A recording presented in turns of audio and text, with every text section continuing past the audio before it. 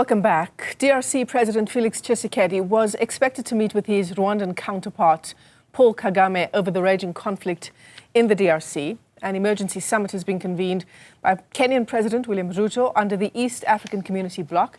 The meeting expected to address security issues and the humanitarian crisis in Goma.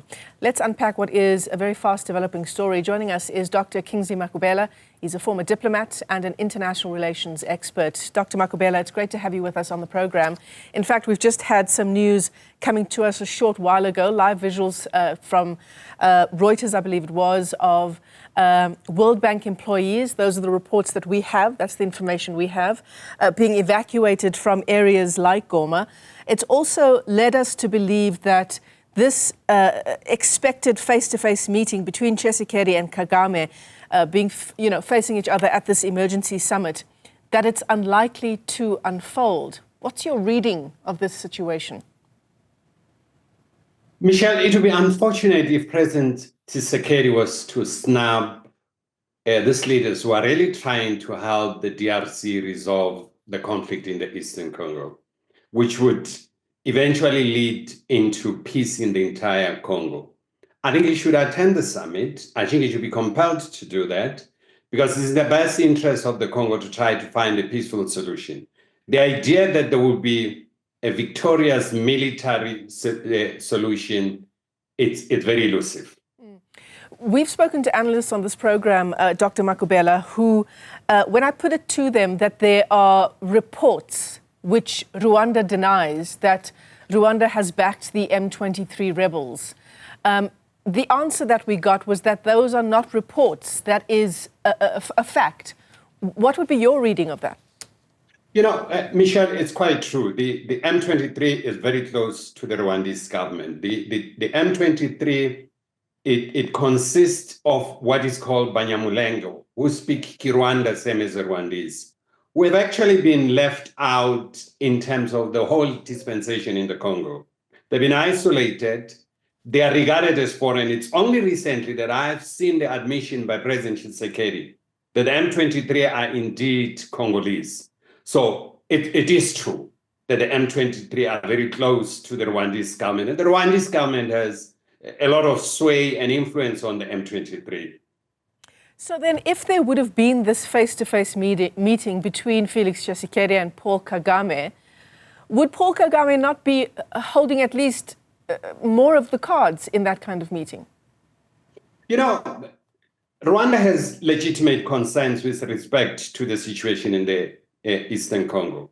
This legitimate concern emanates, Michelle, from the genocidaires who really murdered a lot of people in Rwanda and fled into the DRC. These are FDLR remnants and remnants of the former defense force in Rwanda. These are Interahamwe group that are really causing havoc. They do now and then cross the border into Rwanda and terrorize few villages.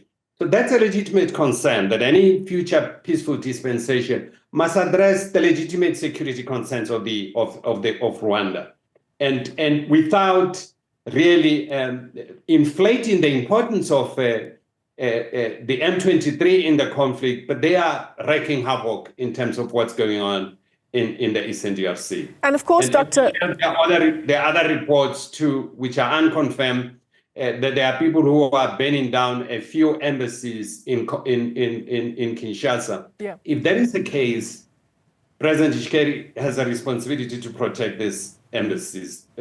Violation of embassies is unacceptable. Embassies are inviolable. They can't be violated in any way. Of course, Dr. Makhubela, this is not the first time that Rwandan-backed M23 fighters have taken the city of Goma. It happened back in 2012. It took sanctions. It took military force to resolve the conflict. How have we landed back here just over a decade later? It actually didn't take military force. Rwanda supported the M23 and they occupied Goma, and the United Nations Security Council and the global community took action to compel Rwanda to withdraw. The Rwandese withdrew. In 2002, there was a Pretoria Accord that really addresses the question of Interahamwe and how they're going to be disarmed and the integration of M23 into the DRC, which this agreement have never been honored. And it would be unfortunate if this meeting in Nairobi would start the whole peace process from afresh, because there are good basis of what has been agreed in the past. It has been the implementation of these processes. And I think there should be an insistence in terms of implementing these processes. And to go back to the Lusaka Accord, which really declared the whole ceasefire, look into the tenets of the ceasefire and how it can be put back into place. And the pressure should be built along there. I'm just afraid, Michelle, if they start renegotiation, it's going to take long and more lives are lost on the ground.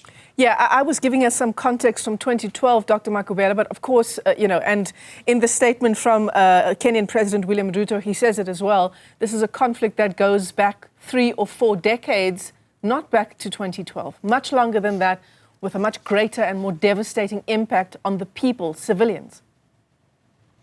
Michelle, the conflict has taken different stages. This is one of the most intractable conflicts in Africa. It started during Mobutu time when he set up the Mai group to really do what one can call ethnic cleansing in the Eastern DRC, to take out the Rwanda and deny people who are Congolese in actual fact. He's established these militias to do the dirty work for him. And these militias then started harassing people, and that's what inflated the conflict. When Laurent Kabila took over, he was supported by both Rwanda and Uganda in his offensive to topple Mobutu. And the understanding was that eventually the question of the Rwanda and the integration into the DRC would be addressed. Unfortunately, when Laurent Kabila failed to do that, it ignited a new conflict, a new phase of conflict took place. And there was the inter-Congolese dialogue that took place here for close to a year here in South Africa, facilitated by the late President Masire of Botswana. Came up with wonderful agreements, but those agreements have never been implemented. And part of the problem is the intransigency of whoever occupies the power in Kinshasa. They really don't want to reach a negotiated settlement with this group.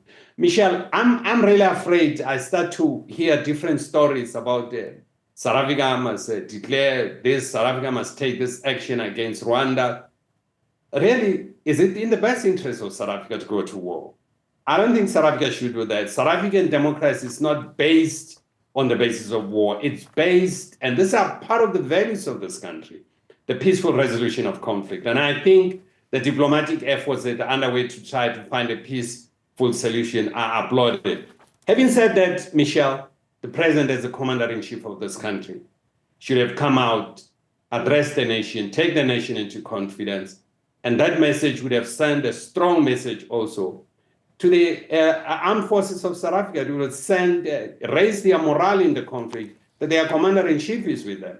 It's just unfortunate the president hasn't come out in person. I see he has issued out a statement, but the president addressing the nation and sending a clear message in terms of his support for armed forces, he's the chief mourner as we are talking. But he must come out and make a statement and address the nation and take the nation into confidence to avoid all these kind of messages that are going around. Some disinformation is starting to spread about what's going on and so on. So it's very important, in my own view, that the president should really address all of us. Yeah, I want to get to that in just a moment, Dr. Makhubela, but I want to just also just on the point that you talked about, the president, in the statement that he issued at around 12:30 this afternoon on X, he said South Africa's military presence in the Eastern DRC is not a declaration of war against any country or state, which speaks to your point about the various utterances we've seen there on various platforms. But this emergency meeting, if it does not go ahead, this emergency meeting, according to the statement by the Kenyan president, the East African Community Emergency Summit, if it does not go ahead, at the moment, it's still unclear. We are hearing reports that Felix Tshisekedi and Paul Kagame will not meet face-to-face, but those are unconfirmed reports. If that doesn't happen, what is the risk here? And I imagine that the risk increases exponentially with each passing day. What is the risk for the region? Of course, if it doesn't attend the peace process, it would embolden all the rebel groups in the Eastern DRC. It would send a clear message that is actually looking for a military solution. They would start to prepare themselves and they will start preemptive operations, and we are likely to see the spiral of this conflict in that part of the world, of the country. The unfortunate part is that peacekeepers who went there, or peacemakers who went there from ourselves, South Africa, from Tanzania, from Malawi, are going to be victims of his intransigent and behavior. I think he should be compelled to go and negotiate. There's no other solution than the peaceful negotiation of this conflict. So let's go on to the 13 soldiers, South African soldiers who have been killed in the Eastern DRC, Dr. Makhubela. In the statement from the president released on X, he says, and I'm quoting from the statement, "We honor all the lives that were lost and pass our condolences to their families, governments and citizens. The situation in Goma, where our troops and their counterparts are stationed, remains very tense, volatile and unpredictable." In the interim, the families of the people who have died in battle, the families of those who have been injured, the families of the soldiers who are still in the DRC are essentially in the dark. I don't know how many of those families have access to X to see the statement from the president. Michelle, not only the families, because the South African National Defence Force is an institution of the state. All of us, as South Africans, we contribute our best, men and women, to go and serve in them. We all really expect the president to take all of us into confidence about what's going on, and about quelling some of the rumors about the fact that there were no ammunition and so on, and address these issues and give reassurance to the nation and really boost the morale of his troops, really to keep on holding on whatever is going on there. But there are hard lessons that must be learned in terms of this. Michelle, the South African Defence Force and the UN mission there, they operate under Chapter 7 of the UN Charter, which is peace enforcement. It has both the offensive capability and the defensive capability. And I think once we commit soldiers to get involved in offensive capability, we must ensure that they are better equipped and well capacitated. Budget can be issues. It has been quite some time that it's in the public domain. Everyone is talking about how the Air Force, how different arms of the South African Defence Force have collapsed.